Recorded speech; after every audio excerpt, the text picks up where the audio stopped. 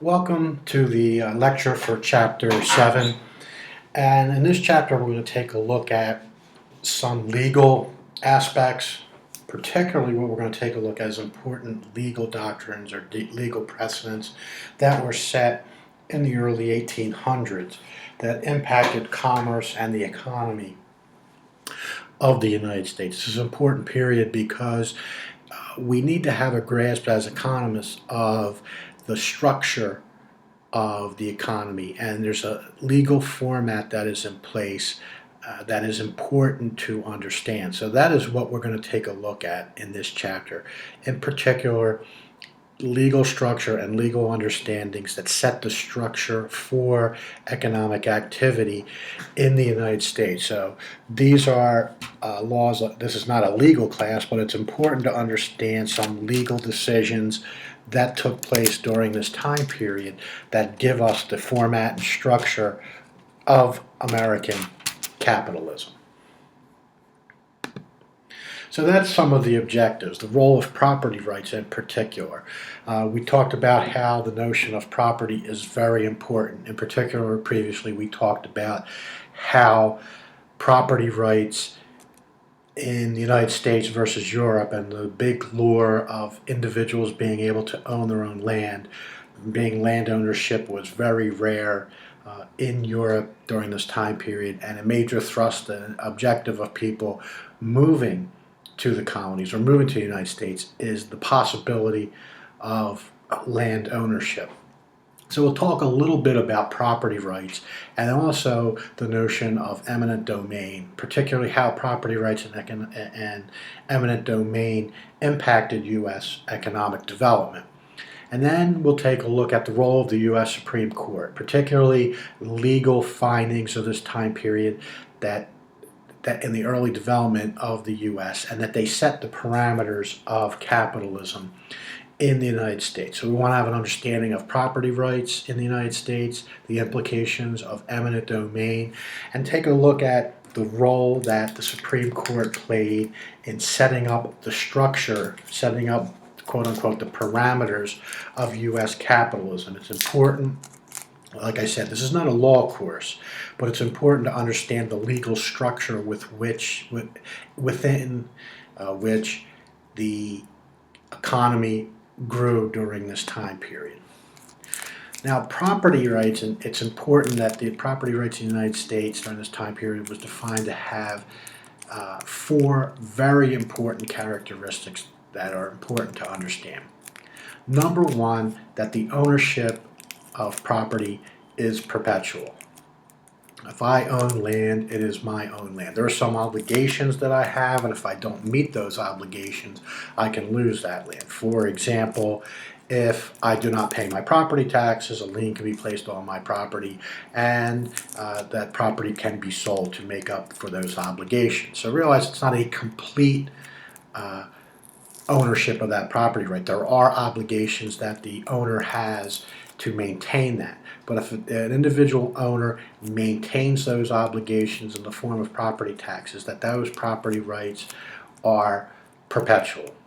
Now we will go over an exclusion to this of eminent domain, and that's something that we'll talk about in this particular chapter.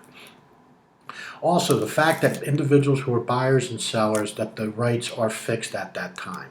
That's an important concept because of the fact that once you buy and sell property, you're accepting property in that condition. What this means is that with your rights are fixed, is that a buyer or seller cannot change the terms of sale after the sale has taken place. So if you have a legal contract that stipulates the obligations of buyers and sellers, you cannot change the obligations of the buyers and sellers at a date after the sale or purchase has gone through. So there's a level of certainty in place when you own property of what your responsibilities are, and these rights and responsibilities do not change over time. For example, if I sell you land, 100 acres of land, and you find oil under that land later on, I can't come about and say, well, I didn't sell you the oil underneath your land. All right, the buyers and the rights of buyers and sellers are fixed at the time of sale. So that gives a level of certainty And as we know something about economics, risk is an important component of individuals in economic decision making. So the fact that rights of buyers and sellers are fixed is important, that it eliminates risk. It eliminates the possibility of changes in the terms of a contract after that contract is executed. Also important that property rights can descend through a will or inheritance. That once an individual passes, that you can will that property on to your sons or daughters or anybody else that you want to have that property. So realize that that's important, that the owner of the land, the ownership keeps going after the owner of the land passes on. That ownership is just extended to another individual. It's another important concept in economics, because if you cannot extend that ownership of the land to individuals, whether it's in your family or outside of your family, that limits the value of land, because it limits the economic opportunities or the economic benefits that you can get from that land to the lifetime of one individual. So make sure you understand the importance of that, that if I bought land and it was only my land until I died, there's only a finite period of economic benefits that can be generated from the ownership of that land. If that land can be willed or inherited by another individual, that extends the useful lifetime, the lifetime that economic benefits can be generated from that land, past one lifetime through multiple lifetimes. All right, and also realize that the ownership of the land includes the surface and subsurface resources. So if I buy 100 acres of land, that means I have title to the timber that grows on that land, any other surface materials that are on the land, but it also gives me right to the materials that are below the land. So if I find gold on my property, I can dig below the ground and mine that gold. There's oil, any resources below the surface: coal, oil, gold, silver, other ores, if it's metal, whatever it happens to be, as long as it's underneath that property, I have legal ownership of that. So those are important characteristics to understand. The fact that ownership is perpetual, that the rights of buyers and sellers are fixed, that contracts cannot be changed after the contract has been executed, and it allows for a level of certainty in the transaction of land. The fact that land can be inherited or willed to individuals, so the economic benefits of that land extend not to the lifetime of the original buyer, but to other buyers past the life of that individual. And that when you purchase land, you're not only purchasing the land itself, but you're purchasing the resources on the land and the resources below the surface. Let's just talk about some legal developments that occurred during this time period. And it's important to understand the notion of police power. All right, the fact that the government has the right to maintain peaceful conditions. And this is by force if necessary. And realize the importance of this. And the example I give for this is that economics has to do with uncertainty and certainty. And let me give you an example of a situation where there was uncertain economic conditions, and those economic conditions changed, and the economy of a particular country changed. If you think about Ireland, in the 1970s, it was referred to a time as, quote unquote, the Troubles. There was sectarian violence between Catholics and Protestants in Ireland, killings, bombings, etc. It was a very unsettled time, and during this time period, the economy of Ireland stagnated. And if you think about this, without the ability to maintain peace, what companies are going to invest in a particular region if they have to worry about killings and bombings occurring? Would you build a plant somewhere if you had to worry about somebody bombing it and destroying it? The unsettlement of that. Well, once there was a peace brokered between the Protestants and the Catholics, and there was a dramatic decrease in violence, killings, bombings, etc., the economy of Ireland took off dramatically. In the 1990s, after this happened and going into the 2000s, it was one of the most dynamic economies in Europe. Now, at the time, it was one of the poorer economies in Europe, so it had a lot of room to grow. But once that uncertainty, the fact that there was peace in the land, allowed for economic growth to occur. Companies started to settle into Ireland. All right, Northern Ireland, particularly Southern Ireland. Well, I'll say Ireland because Northern Ireland is part of Great Britain. People of Irish descent, particularly Catholics, think that it should not be part uh, of Great Britain, but that's a whole nother political can of worms, and we're not discussing any of those things. But realize that with peace and order in those regions, companies started to relocate to Ireland. A lot of companies ended up having their European headquarters in Ireland. So realize that the power of police power is very important, that being able to maintain the peace allows a certain level of certainty to exist within a country, and with certainty you're going to see increased economic activity. But also there's other things besides order. You also get to control business practices, licensing, zoning, etc. Licensing of, for example, doctors, licensing of plumbers, electricians, making sure that there's some minimal standard of quality that occurs in certain professions. So that's part of that police power. The licensing of different activities, different regulations that businesses have to go through. Also zoning, you have the power to decide what's a commercial area and what's a residential area, etc. But it's important for these things to be in place because it allows for, number one, for some certainty, and it allows for a certain level of local control over the type of economic activity that exists in a particular town or in a particular region. Now, there's a couple other concepts that come up during this time period. First, I want you to be aware of something called laissez-faire. It's a French term, roughly translated, is basically laissez-faire means it's an economy where there's very little regulation. I think it means something let it be or something like that. Basically, a laissez-faire economy is one that has no regulation whatsoever. All right? There is no restrictions on competition, etc. And also this notion of caveat emptor is important during this time period. Caveat emptor means let the buyer beware. That's a very rough translation of the phrase. But caveat emptor, if you think that, let the buyer beware. In essence, it goes hand in hand with the notion of laissez-faire, that if you buy something and you're not happy with it, there are no governmental regulations in place for you to prevent that from occurring or for you to give you a legal redress to deal with that. What it means is, in an open economy, in a laissez-faire economy, is that if somebody's, for example, selling fraudulent items, eventually this will become knowledge to people, and what will happen? People will stop buying from those individuals, and that individual will go out of business.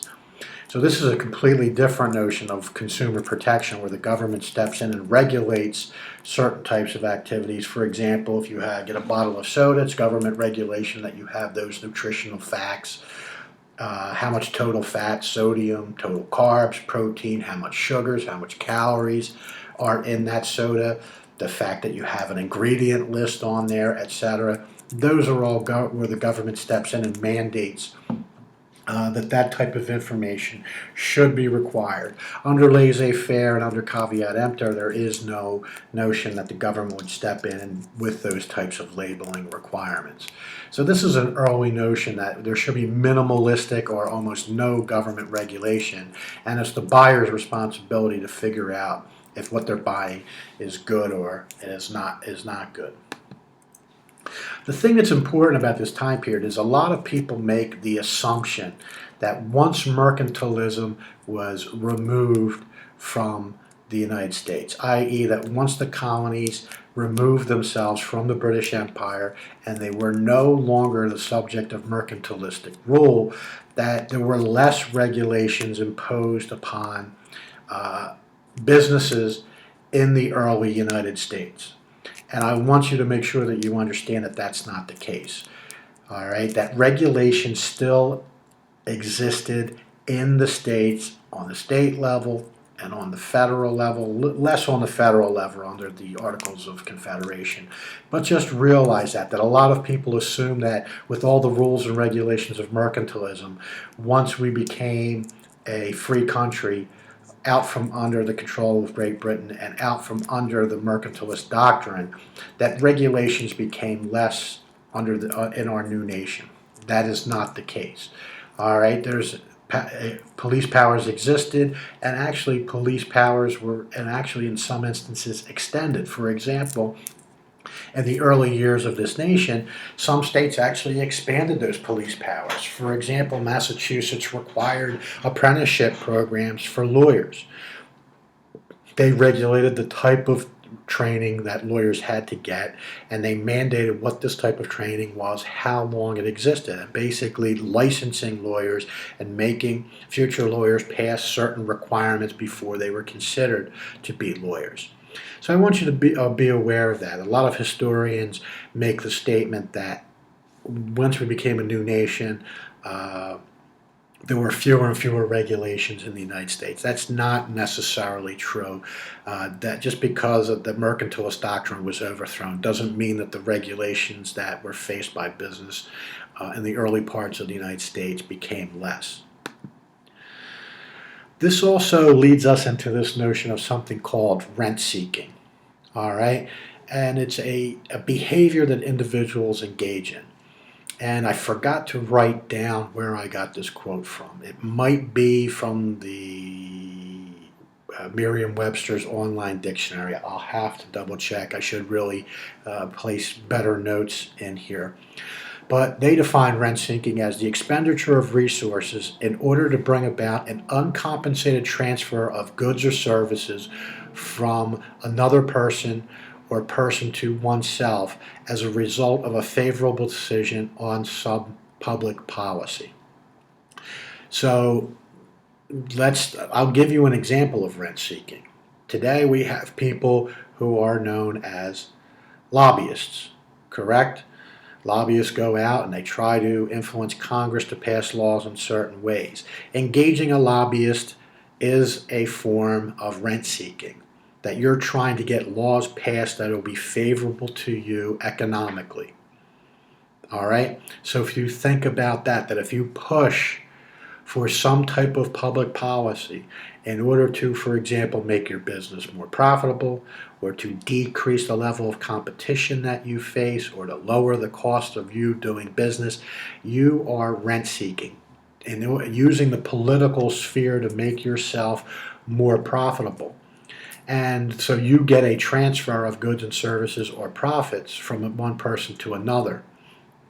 So you get a favorable law passed. That, for example, if you are a domestic producer of a particular item and imports are coming in from a foreign country and the price that they're selling them for, even with the added transportation cost, is much lower than yours, you would go to Congress and you would ask them for example, for them to place a tariff on those imports. So the activity of going to your congressman and saying that these low-priced imports are coming in or killing my business, place a tariff on them, etc., that is an example of rent seeking. All right, so be aware of that, because if the tariff is placed upon that low-priced import, it raises the price of the import, which means it raises the price that the domestic producer is going to get. So they're going to see higher sales and a higher price. It's going to be a more profitable industry because of the tariff being put in place. So realize that if you push for specific legislation that you are going to get an economic benefit from, that is an example of rent seeking. Let me give you some other examples. For example, some people argue that the act of licensing and regulation produces rent. Let me give you an example. Lawyers, plumbers, and electricians, etc. There are licensing requirements that occur in that in those different fields. So not just anybody can be a lawyer and sell lawyer services, and not anybody can be a plumber and sell plumbing services, or electricians, etc. That there are regulations in place that restrict the supply of those particular individuals. And let us take a look at what the act of regulating and restricting the supply of a particular a particular occupation does. So if you take a look at this graph right here, and I have a little video, what we have is the demand for a particular trade. This is an organized trade, so this is for plumbing or for electricians or for lawyers. And right here what we see is the supply when there is no rent seeking being occurred. This is the unrestricted supply, and we see that there is a wage that's being received by this organized trade. So if I click that, and we have our video here. So once again, we have our demand, and then we have our supply, and then we have the wage rate that's associated with the that particular organized trade. So that's the supply when there's no rent-seeking activity occurring. Where that intersects the demand curve, that gives us the wage rate when there is non-rent-seeking behavior going on. Well, what happens is that if this legislation or this regulation is passed, we see that the supply curve shifts to the left. This is a restriction of the supply due to the regulation or the licensing requirements of that particular organized trade. So what we see is the supply curve with SR right here is the supply for the rent seekers. When the supply curve shifts to the left, we see what? We have a new wage rate. We have a wage of R. That's the wage with rent seeking. We see that the wage rate increases for that particular organized trade.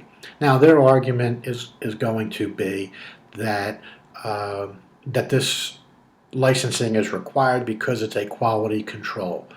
All right, so you couldn't come to me and I'll go, oh yeah, I'll do your plumbing for you, and completely mess up your plumbing, which is true. It does restrict unqualified individuals, but some people will also argue that it restricts qualified individuals, so that there are individuals who can do certain forms of electrical work, etc., but cannot legally do them because they're not electricians. I'll give you an example particularly of this when it comes to Philadelphia. I went to a conference in Philadelphia, and I was not allowed to plug my laptop in and plug it into the projection system. A licensed electrician had to do this, to plug my laptop in, to plug the adapter into it so I could actually do my presentation.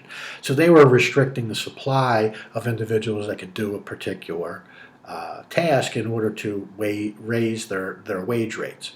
So in doing so, you can see that there's rent seeking, the fact that these individuals can get themselves a higher wage rate from the non-rent seeking individual or organized trade. Now I'm going to take a little bit of a look at law and income, particularly this notion of judicial instrumentalism, and comparing this to the strict constructionist view. All right, judicial instrumentalism is the notion that judges have the freedom to interpret the law within constitutional boundaries. All right, and that's the opposite of somebody who considers themselves a strict constructionist. A strict constructionist looks at the law and interprets the law as it is written.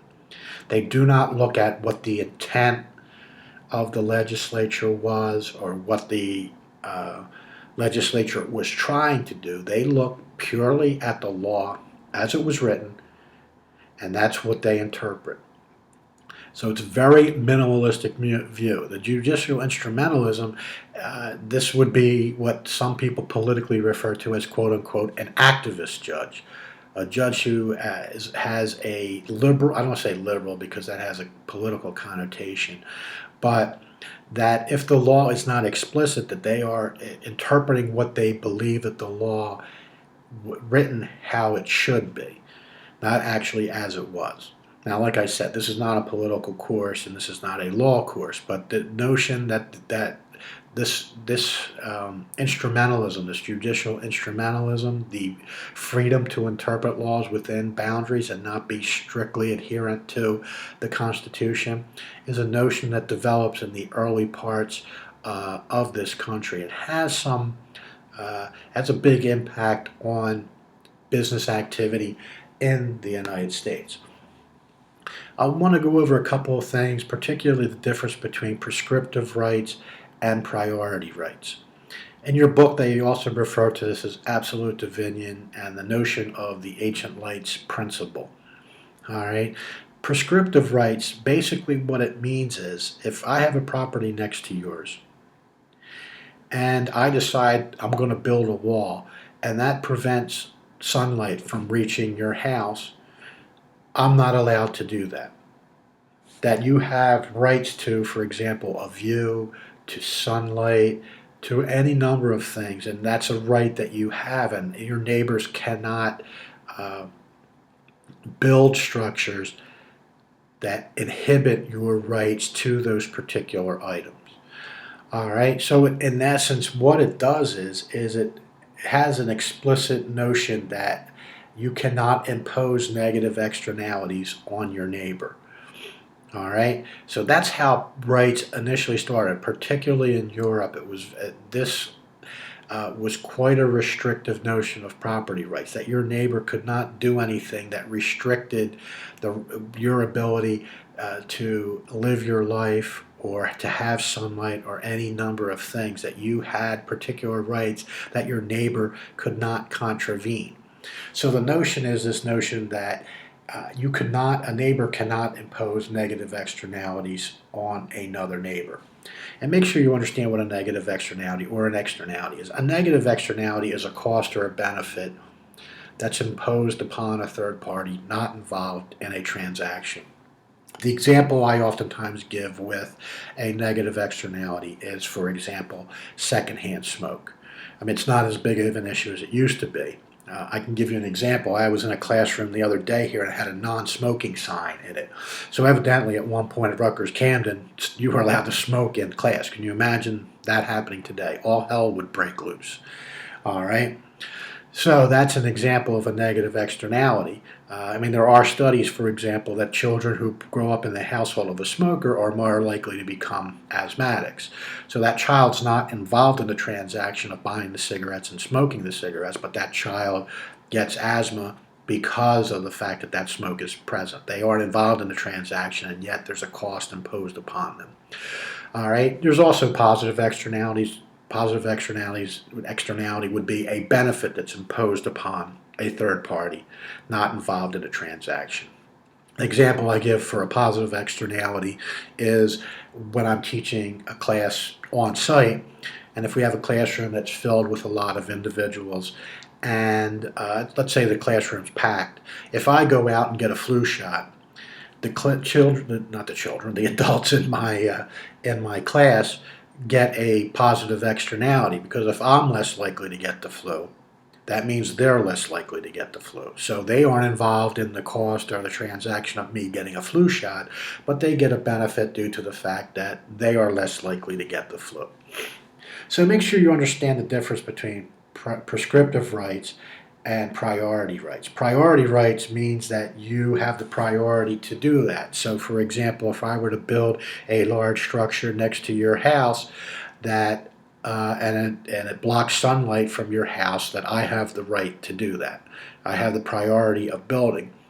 Realize that this is important. The shift from prescriptive rights to priority rights allows for the building, basically the building of the nation, because under prescriptive rights, individuals could preclude economic development from occurring because of the fact that negative externalities would have been imposed upon them.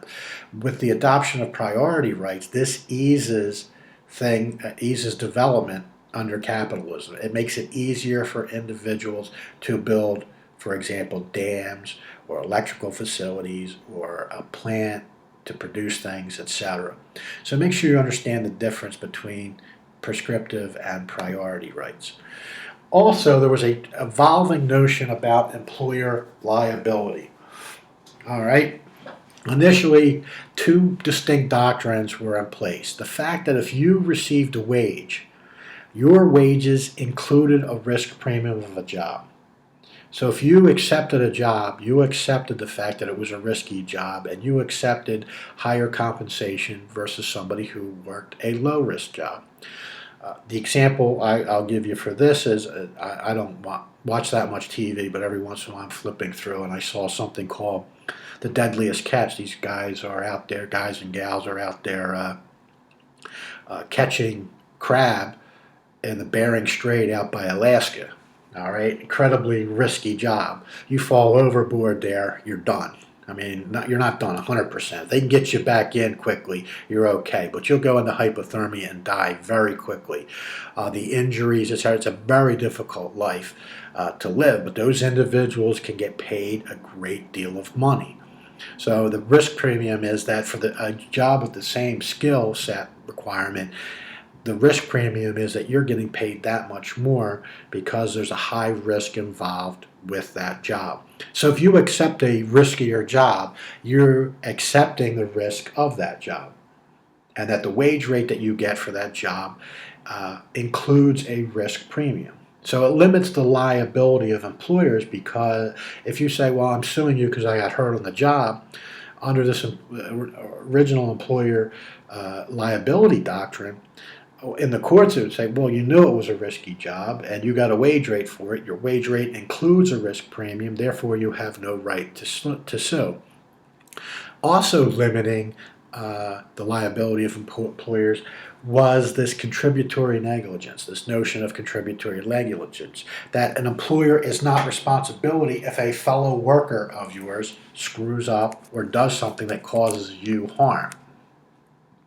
So realize under these original employer liability doctrines that what you end up having is but limits to the liability that employers face to injuries to workers on the job. Because the fact that their wages were supposedly included a risk premium, and the fact that the employer could argue that a fellow employee was negligent, and they're not responsible for a fellow employee's negligence. So this gives a high level of benefits to employers during this time period, because they don't have to bear the risk of injury to the workers. And basically what it does is it gives a subsidy to businesses. They don't bear the risk of injury to workers. Society as a whole bears the risk of injury to workers. So it decreases the cost of doing business. It's one of the reasons why we see dramatic increases in economic activity in the United States in the antebellum period of the United States. And antebellum, I use the Civil War as a breaking point. Antebellum is before the Civil War, and postbellum, obviously, is after the Civil War. Eminent domain. There's a notion in the Constitution, particularly the 5th and 14th Amendments, that private property cannot be taken by the state or federal governments without just compensation. Now, you can argue over what just compensation is. So the government can't just take your property flat out and give you nothing in return. They have to give you whatever just compensation is. All right, but realize that there's this notion of eminent domain. And remember, I told you property ownership is perpetual. Eminent domain is a limitation to that. It's a technique that governments can use to obtain property by condemning it. They can say that this property is a blight, an eyesore, is underutilized, etc., and therefore I'm going to take this property, give you X amount of dollars, and it's no longer your property. The thing I want you to realize about eminent domain is the fact that, for example, if they use eminent domain, or the government uses eminent domain to build a school, take property from people, pay them for it, and build a school, the benefits are very diverse from eminent domain. All the children who go to that school and all the future children who go to that school have a benefit from it. But if they take the property of 3 people, the costs of eminent domain are quite concentrated to a few individuals. So realize that that's an issue related to eminent domain, that when eminent domain is exercised, the costs of eminent domain, i.e. the people who have their property taken through eminent domain, are concentrated on those few individuals, but the benefits that can be accrued from using eminent domain can be quite diverse and benefit a large number of people. Also, the fact that there were incorporation laws put in place. You have a legal structure on what constitutes a business. And realize that when you incorporate, companies have a perpetual life. This is a very important concept. If I start my own company and I die, if I have a limited liability company, an LLC in the state of New Jersey, in essence, the corporation is me. If I am incorporated and I incorporate, that business will live on past my death. So corporations have perpetual life. For example, one of the founders of Apple was Steve Jobs. Steve Jobs passed away. Apple Computers Company or Apple Company still exists. All right? So that gives some certainty and longevity to businesses that previously didn't exist. The notion that companies have a perpetual life. Also, the notion that corporations have limited liability. What I mean by limited liability is it separates the liability of the company from the liability of the individual. Now, let me give you an example. I have a limited liability company in the state of New Jersey.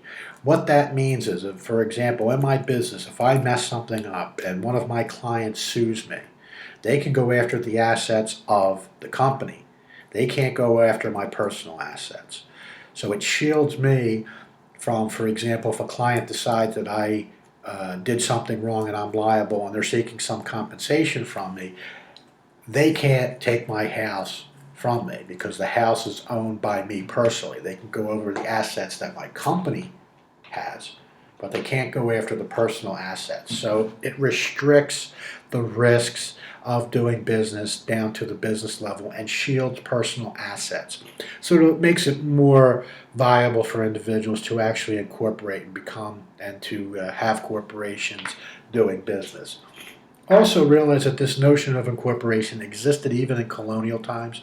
I believe that there were about seven corporations that were incorporated during the colonial period.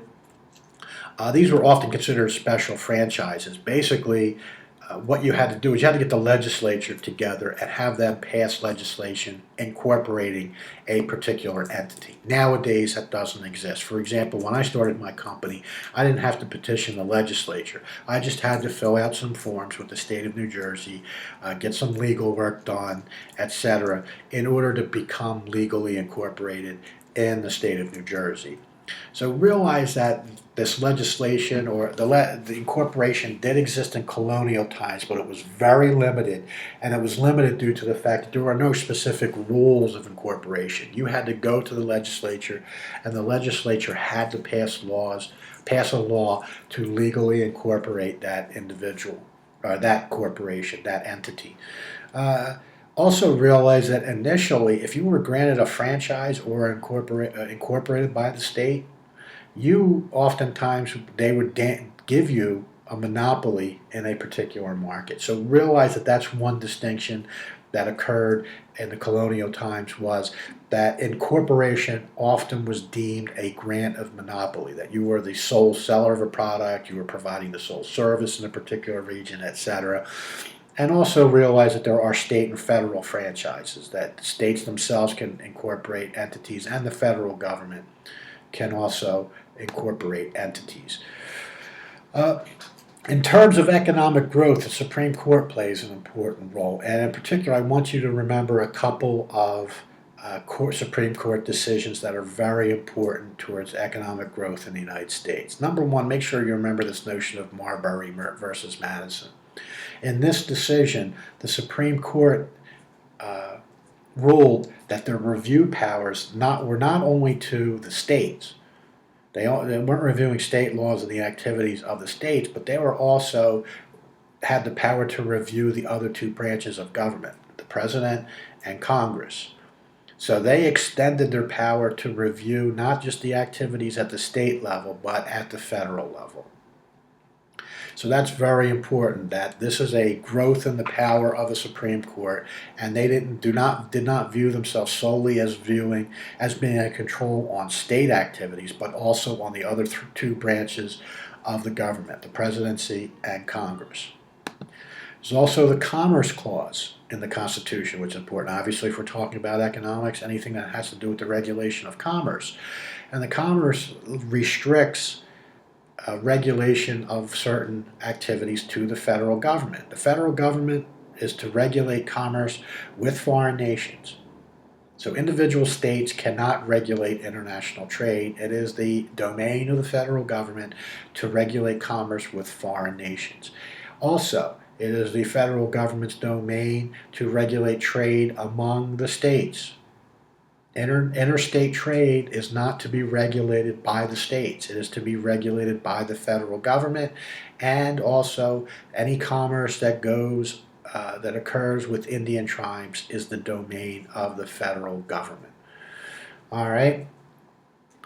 So these are the three areas of power that are granted to the federal government. So make sure you realize that, because we're going to talk about a few things, in particular the notion that international trade and the regulation of international trade is a federal power, and the right to regulate trade amongst the states is a federal power. It's something that we'll talk about a little bit later on in the course.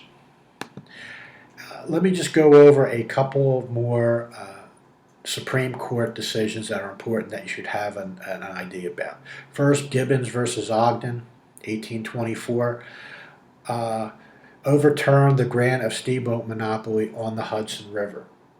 There was a company that was given monopoly power of steamboats, and so they were the only steamboat company that was legally allowed to operate on the Hudson River, and this decision overruled that the grant of this incorporation did not and does not give a company monopoly power over a particular service. So prior to this, these rights of incorporation oftentimes were deemed, as I told you to be, as giving the firm monopoly power, and Gibbons versus Ogden overturned that notion. Another one that's important is Cooley versus the Board of Wardens. All right, it upheld a port's authority to impose controls, and this is actually in Philadelphia ports. But it basically says, yes, you can impose controls. So individual ports can impose their controls, but they could not put regulations in place that had national implications. That any regulations on international trade was solely the domain of Congress. So any regulations that are put in place at the local ports that have international trade implications are unconstitutional, because that's the domain of Congress for regulating international trade. And also Brown versus Maryland. Basically what Brown was doing, the state of Maryland was licensing and taxing importers. Brown argued that this was an unconstitutional regulation of international trade, that it was solely the domain of the federal government to do that, and the Supreme Court agreed. The Supreme Court agreed that Maryland could not license and tax importers, that they were involved in international trade, and that the regulation of that trade was solely the domain of the federal government and not the states. All right, also there's a contract clause. No state shall pass any law impairing the obligations of contracts. Now this is important. Basically it says that basically the states can't pass laws that make contracts void, in particular their own contracts. I mean, this is very important being here at Rutgers, as you realize over the summer that there was talk of trying to abolish the Board of Governors. The state legislature was going to abolish the Board of Governors.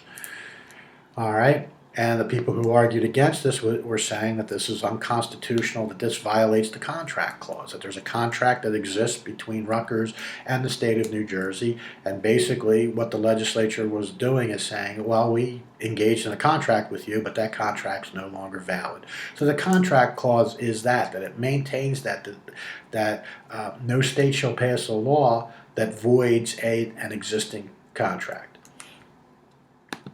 And the most important one, and this was often cited with the dissolution of the Board of Governors at Rutgers University was Dartmouth College versus Woodward. And the college itself it was created as a land grant from colonial times from the king. And what the state tried to do was to say, well, that contract doesn't hold, that contract's not a valid contract, and that we don't have to agree to the terms of that.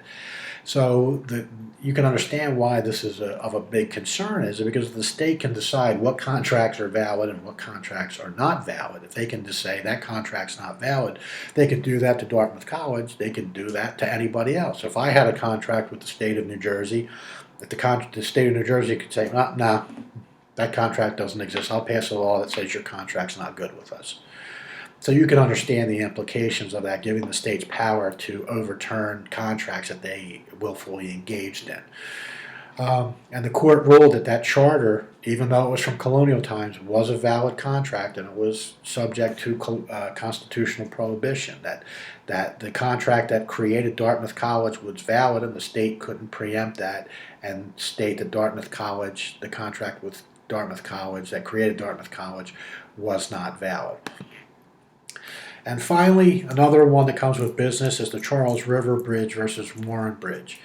What happened is that this overturned the notion that when a state granted a franchise, it was automatically implied that there was a monopoly associated with that. So one bridge was built, another company tried to build a bridge, and one company tried to stop the other company from building the bridge, stating that, well, we were incorporated by the state, therefore we have a monopoly, no other bridges can be built over here, we are not going to have any competition.